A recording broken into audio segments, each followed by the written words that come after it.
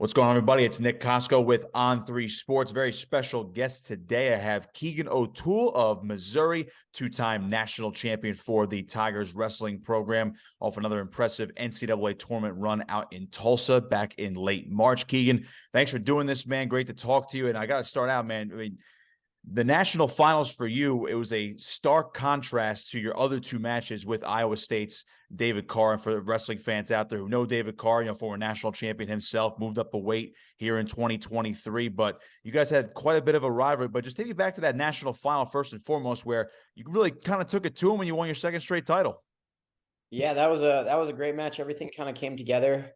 I had some amazing coaches and people help me improve so much in that short span of a month and 3 days. I wrestled him February 15th, got my butt whooped, lost to him at Big 12s in overtime, and then ended up getting it done in nationals.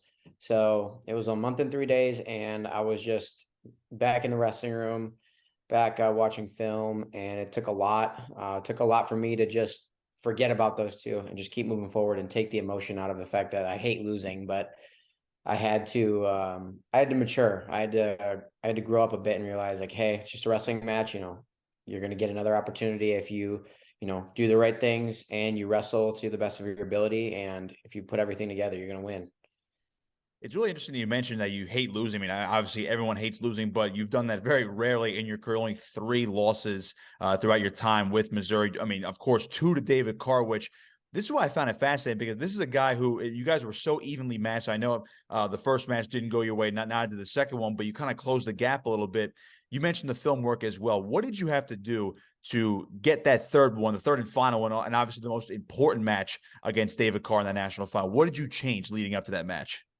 There were a couple things just technically in that I had to do a little bit differently. He's a really good wrestler, and obviously he's a national champ, junior world champ. So I had to just fix a little bit of technical areas, and then on top of that, I just had to not be afraid. My first match, I felt like I wrestled with a lot of fear. I didn't want to make any mistakes, so I was trying to slow him down versus instead of going out there and do what I do best, and that's just shoot and be offensive and just get to as many attacks as I can. And usually the more attacks and the more scrambling that happens, in my opinion, it's going to favor me. And when I didn't do that, I ended up losing the matches. And in our last match, we got into 5-6 positions where he was either in on my legs or I was in on his. And I think I scored off 2 of the 5 exchanges, and he didn't score off any. Yeah, looking at that 8-2 final score in that national final, I think a lot of people were surprised about that outcome, considering how the other 2 matches went. I mean, again, you're a known scrambler. You're a big funky guy. Obviously, you're Ben Askren trained as well, and obviously, of course, with the Missouri ties as well. Did you kind of just rely on your basic instincts then in that national final rather than just get a little tight and wound up like the first 2? Instincts were definitely just the right instincts were put in me. Sometimes, your instincts could be like, oh, freeze up. But I had such good mental training, good mental preparation. And my coaches were always in my ear, telling me, like, constantly shoot, looking to attack. Don't be afraid. You're going to win. The only way you lose is if you don't attack a lot. And so that was what I was doing. I scored a takedown in the beginning of the end of the first period. And then he almost took me down at the end of the second period. But then we got into a scramble, and then I took him down, and then wrestling just kept happening. And instead of, trying to play it safe and win, I was like, all right, well, this is a scoring opportunity. I'm going to score. And then I was able to get a 2 count for back points. But yeah, I definitely wasn't worried about the score and the outcome. I was just worried about doing what I need to do. And for me, that was have as much fun as I can and enjoy the moment, because I'm only going to be wrestling, hopefully in the national finals 2 more times. Hopefully the rest of the times I'm in at NCAAs, but I only get to compete 2 more times. So really just rely on what my coach has been telling me, and that's have fun, attack, don't be afraid. And, I felt like I embodied those in that match versus the previous ones. So you're kind of in an elite tier now where you're a two-time national champion. It's hard enough to win one. I mean, most of these guys that go out and wrestle Division I that become All-Americans, even that is hard enough. So you obviously you had a huge accomplishment out in Tulsa just a few weeks ago. So with two down, I mean, what does that mean to you, knowing that, again, you also finished third your first time out during the 2021 tournament as well. So being a two-time national champion, do you feel like there was a weight lifted off your shoulders, or there's just a different feeling about that compared to your first title? The first one, it's hard to beat the emotions of the first one, I will say, just because I hadn't done it before and it was something that I had looked to do, my entire life of watching college wrestling. And now that happen to be a two-time national champion now, it was definitely something that I wanted to do. I wanted to win nationals again, but I really just loved to wrestle. And I try not to wrestle for outcomes. I always try to wrestle for, what I believe in. And for me, that my identity is within Christ. So I always try to put my identity and live my life based on what he says. And, that sometimes that's really hard. Not sometimes, all the time that's really hard. And so it's hard sometimes not to get wrapped up in like, oh, like I want to win nationals. But for me, it was just like, I love wrestling. I'm super blessed to have this opportunity, but I'm going to go out and I'm going to be fearless. I'm going to try to win, God's not going to want me to be afraid. And so that's all I tried to do, is just not be afraid and have as much fun as I could. I like that mentality. 64-3 in your career, three-time All-American, two-time national champion for Missouri, and one more on the title aspect of the equation here. So everyone saw Yanni Diakomahalis win his fourth NCAA title. Of course, Spencer Lee came up short, but you had two guys going for their fourth titles back in March. And of course, that was that's a feat beyond feats in college wrestling. And again, you mentioned you have two more chances at it because of the COVID waiver, where you're granted that extra year of eligibility. So one, off the top, do you plan on using those last 2 years? And then two, what would that mean to win number 4? Obviously, you have to win number 3 before you get there as well. But is that a big goal in your mind? Did you always set out to maybe do something like that? Absolutely. I think it's foolish to not know the position you're in and just be blinded by it. But at the same time, I'm looking to live, in the present. And for me today, it's like I woke up, I lifted this morning, and then I had to go do taxes. That's why I was dressed up. I had to go do taxes for one of my classes, and then I just got done wrestling. So it's definitely something that I'm always reinforcing with my coaches in the back of my mind, just to like keep myself aligned and on the right track. But it's not something that I really focus on. But would it mean a lot to me? Absolutely. Like it would be something that I wrote down when I was a little kid. And then yes, I do plan on using those 2 years just because undergrad, I'm getting my degree in personal financial planning, and then that 5th year, and I'm probably taking an extra year just to finish my master's education, and maybe stay at the university. Not maybe, I will stay at the university and maybe help coach, but I'm going to plan on competing afterwards too, to try to be the best that I can for Olympics and 2028 World Championships, all that stuff. Before we talk about the international stuff, I was very curious because, of course, he's a Missouri alum, 4-time finalist, of course, 2-time national champion, one of the most dominant wrestlers in college wrestling history. Ben Askren, just talk about the influence and the impact he's had on your wrestling career. Growing up, obviously, you're back. I was told you're actually back home in Wisconsin right now, and of course, him being a Wisconsin guy, and of course, the Missouri connection as well. Talk about Ben Askren a little bit. Yeah, I wouldn't be at all where I am without him. Like it's just plain and simple.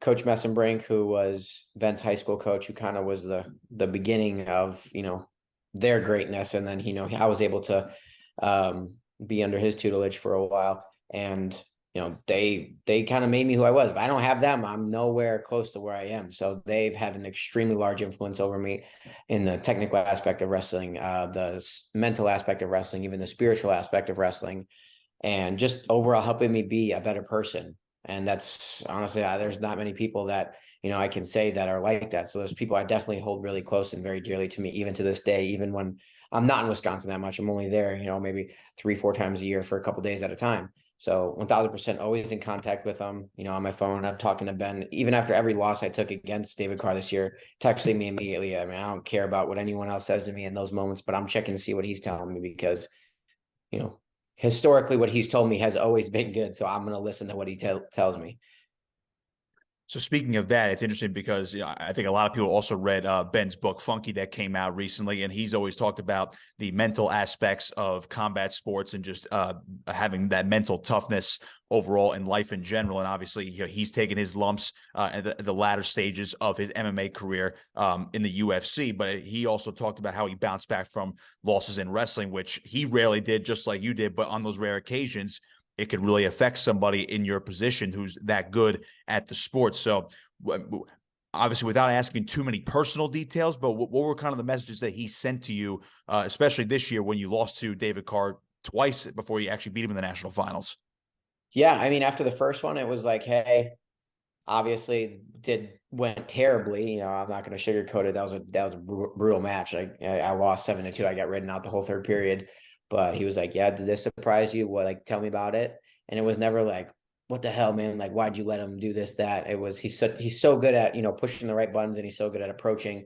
So I have no shame in admitting my faults, admitting where I thought wrong, and he's always gonna shed great insight. But it was like, you know, I thought this went well. I think you should continue to do this.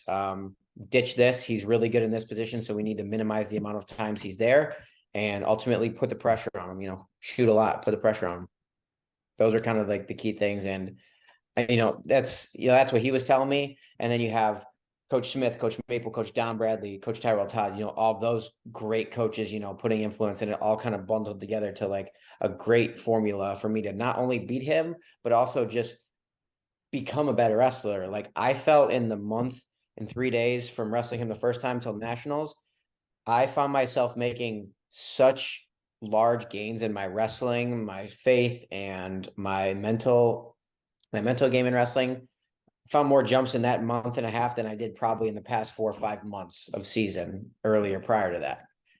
So that was so important to me. I'm so happy I lost. I wouldn't trade that for anything.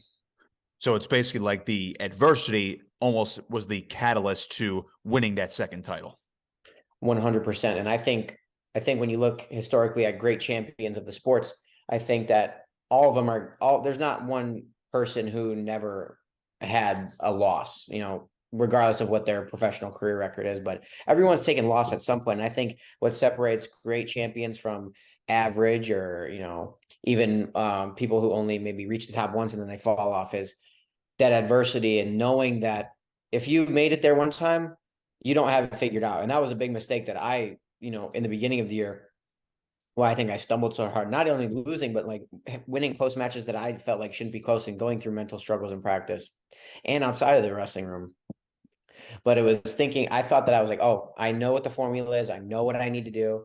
But man, I got slapped in the face with so many different challenges that I hadn't encountered yet that came along with being, a national champion. And so that was super important for me to learn.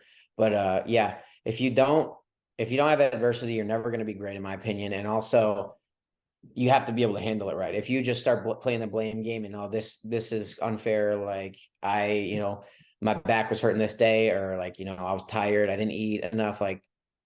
Granted, those may be like small factors, but overall, it's like, no, I got to take ownership for my own, my own faults, my own mistakes. And it's like, am I going to be open to listening to the people that are willing to help me and really let what they're telling me sink in and make these changes? Because if I'm not, then I'm just going to be where I am. And I thought that I did a very good job of that because I was just shut my mouth, tried to soak up everything and try to really dig down deep. And it was tough. Like I had a lot of practices where I almost started crying.